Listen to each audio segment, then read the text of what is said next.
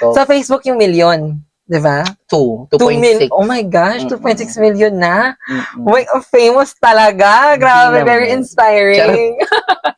Were there moments in the market na parang gusto mong sumuko? Oo, ngayon, gusto ko na sumuko.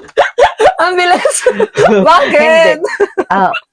Hindi talaga maiwasan yan. Aha. Lalo na kung may times na ikaw ay nagbe-breakdown. Mm-mm. Hindi naman lahat kasi pera-pera lang. Aha. Hindi naman lahat kasi parang ano lang.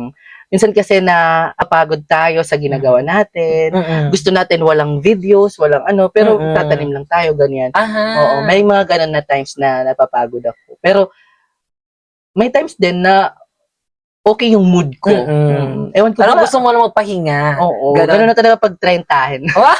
Pero hindi pa, halata. layo Hindi pa. halata, day. Parang So 30. yun, may times na I want to give up. Pero pag nakikita ko yung mga achievements ko, like for example, yung na-mention ako, thank you so much sa, yung sa top vlogger sa Informative. I'm so very thankful Kaya nga. and grateful sa opportunity na nasama ko doon.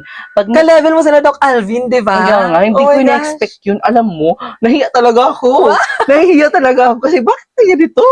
Naunahan ko. Yung ganon. Mga, parang, I'm so, thankful kapag nakikita ko yung mga ganyan. Pero sabi ko, I've done enough. Kaya, so, dapat hindi talaga ako susuko sa buhay. Correct. Oo, kasi nakikita mo naman na meron ding balik sa'yo.